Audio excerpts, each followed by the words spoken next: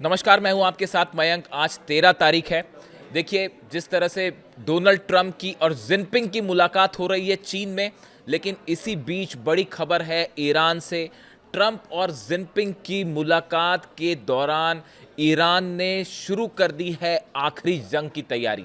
एक बड़ी war drill हो रही है हॉर्मूज के आसपास, और ईरान ये मानकर चल रहा है कि जैसे ही ये मुलाकात खत्म होगी उसके बाद ईरान पर एक बड़ी स्ट्राइक हो सकती है और ईरान पर बड़ा ग्राउंड ऑपरेशन हो सकता है। देखिए, जो ड्रिल, जिस नेचर की ड्रिल कर रहा है ईरान, वो ये मान के चल रहा है कि एक बड़े ग्राउंड ऑपरेशन के तहत ईरान पर हमला किया जा सकता है।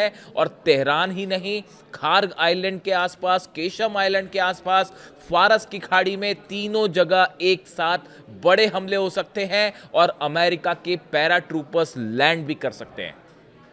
इसके लिए करारा जवाब देने की तैयारी में ईरान जुट गया है। देखिए, जो खबरें आ रही हैं उसके मुताबिक कई टारगेट्स बनाए गए हैं अलग अलग, कि अमेरिका के ब्लैक हॉक हेलीकॉप्टर्स अगर अंदर घुसते हैं तो उनसे कैसा निपटा जाएगा, पैराट्रूपर्स अगर नीचे उतरते हैं तो उनको कैसे घेरना है, अगर एयर स्ट्राइक्स होती हैं तो डिफेंस सिस्टम्स कहाँ लगे हैं, मिसाइल लॉन्चर्स जो हैं उनको एक्टिवेट कर दिया गया है। इस तरह की तमाम खबरें हैं और ईरान की सेना की तरफ से अपनी जनता को ये बात कह दी गई है कि आप आखिरी जंग के लिए तैयार रहें।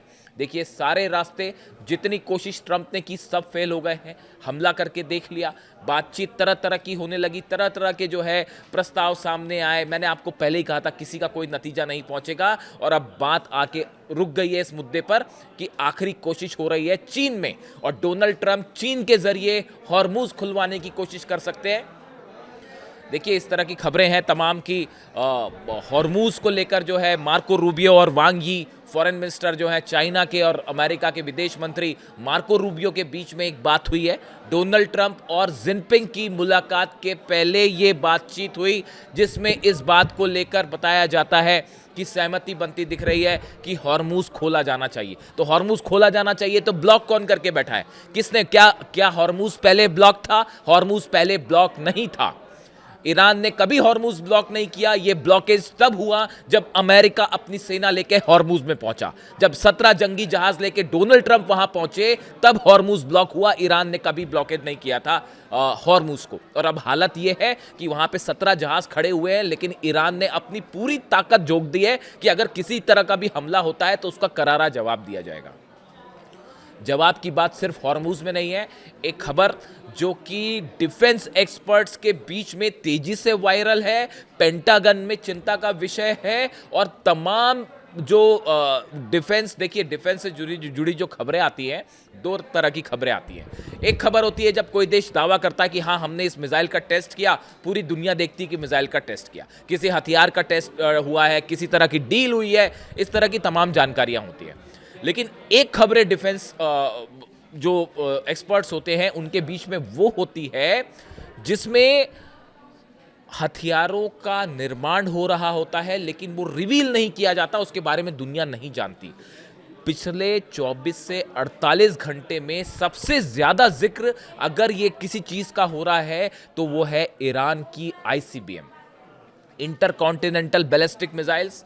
अब इसका जिक्र क्यों हो रहा है आप ये भी समझिए। मैंने अपने पिछले वीडियो में इसका हल्का सा जिक्र किया था, लेकिन ये एक अलग पूरा मुद्दा है जिस पर चर्चा होनी चाहिए, और ये खासकर उस ट्रंप और जिनपिंग की मुलाकात के बीच चर्चा का मुद्दा बना हुआ है।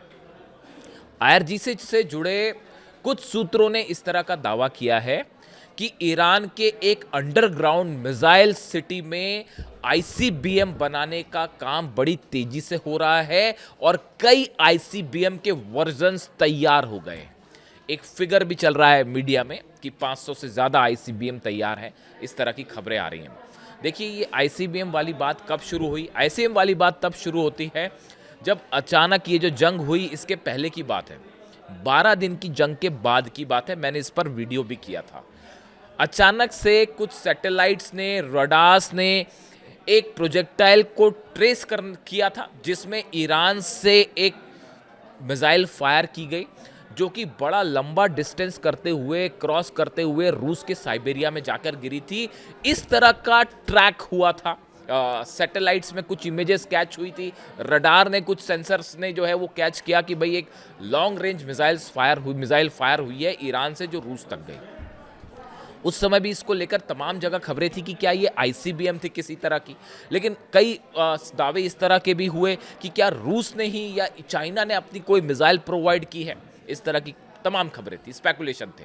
लेकिन अब जो दावे हो रहे हैं, बताया जा रहा है कि जब से ये सीज फायर हुआ, 40 दिन की जंग हुई, उसके बाद से जो सीज फायर हुआ है, इस सीज फायर के दौरान ईरान ने अंडरग्राउंड फैसिलिटी में अपने आईसीबीएम के प्रोग्राम को तेजी से एक्टिवेट किया है और बड़ी संख्या में मिसाइल्स आईसीबीएम्स बन के तैयार है। अब ये दावा देखिए ऐसा है कि ये आरजीसी की तरफ से कोई क्लेम करते हुए कोई जानकारी नहीं दी गई है, ये सोर्सेस के हवाले से खबरें हैं जो आपको कई जगह मिल जाएंगी। लेकिन जब भी इस तरह की कोई खबर ईरान से आती है तो पेंटागन के कान खड़े हो जाते हैं, सीआईए के कान खड़े हो जाते हैं, अमेरिका अलर्ट हो जाता है। क्योंकि देखिए कई बार इस तरह की बातें आ चुकी है, पहले भी कहा जा चुका है कि ईरान वो कैपेबिलिटी विकसित कर रहा है कि वो सीधा वॉशिंगटन और न्यूयॉर्क को हिट कर पाए। इस तरह के दावे कई अमेरिकन सांसद जो हैं उन्होंने किए, कई एक्सपर्ट्स ने भी इस तरह की बातें कही। उसको लेकर उस समय ये कहा गया कि अमेरिका ईरान पर आरोप लगाने की कोशिश कर रहा है, तमाम इस तरह की बातें हैं।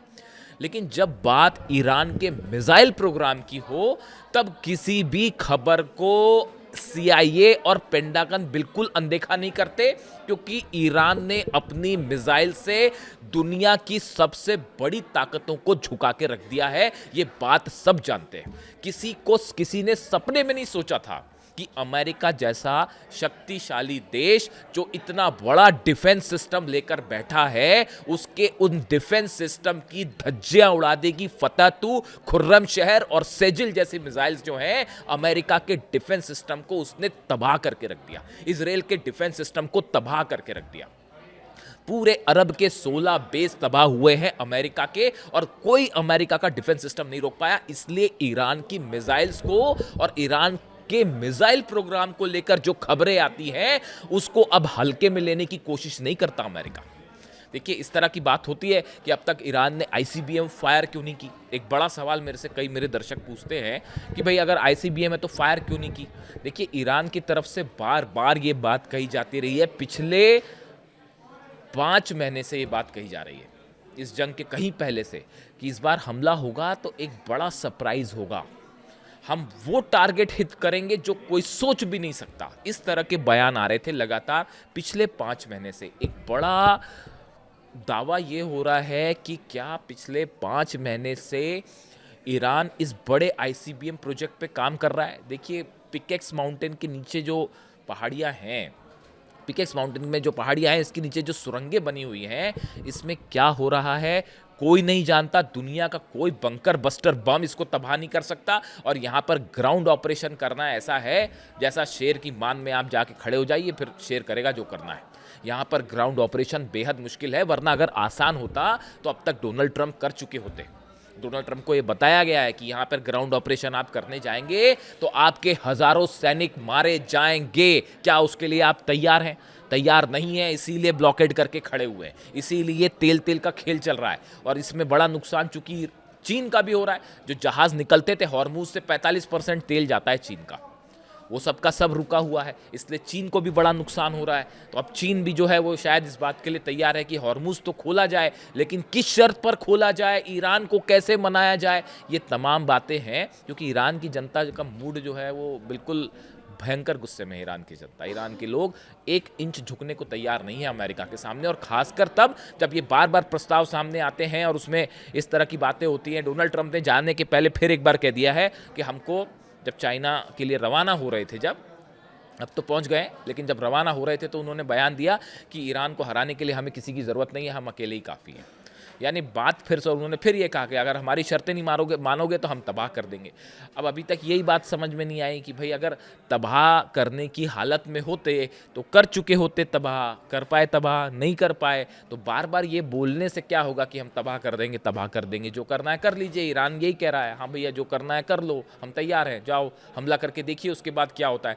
तमाम तरह की खबरें आ रही हैं। जो हमले हुए ईरान पे, जो ये 40 दिन की जंग हुई, इसमें जो हमले हो रहे थे, खासकर तेल डिपोज पे और अलग अलग ऑयल ठिकानों पर जो हमले हुए, आइलैंड्स पर हमले हुए, अब उसमें धीरे धीरे चीज़ें निकल के आ रही हैं कि उसमें जो है यूएई के मिराज भी शामिल थे हमला करने में।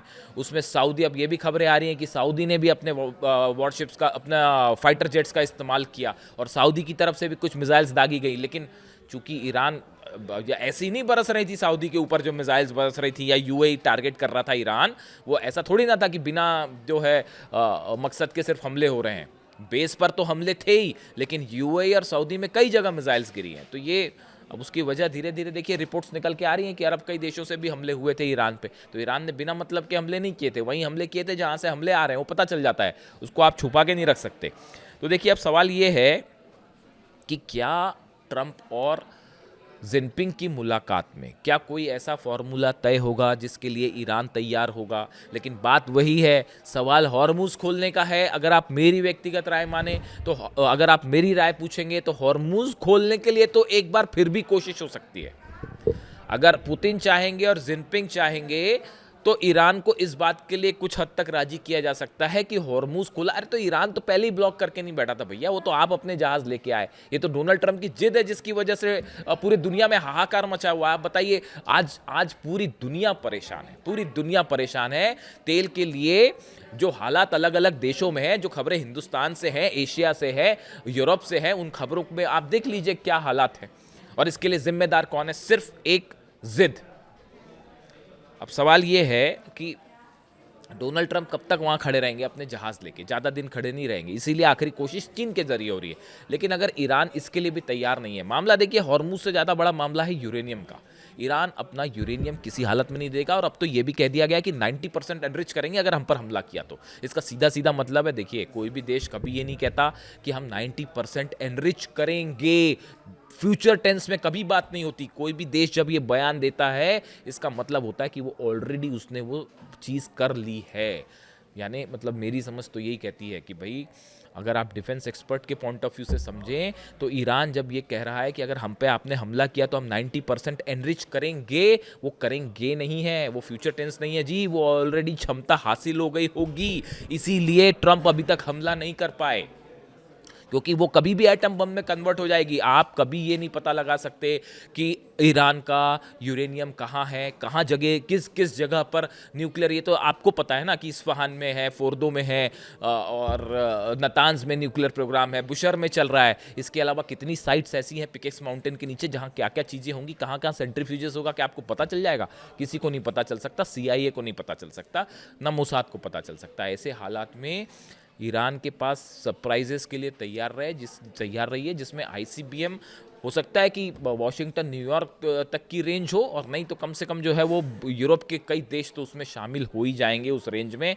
इस तरह की आशंकाएं हैं। यानी अब नज़र है ट्रंप और जिनपिंग की मुलाकात पे, और बड़ी जंग की तैयारी में है ईरान। आप देखिए 24 घंटे के अंदर तस्वीर साफ होती दिखाई देगी। आप कमेंट करके बताइए वीडियो कैसा लगा। Thank you so much.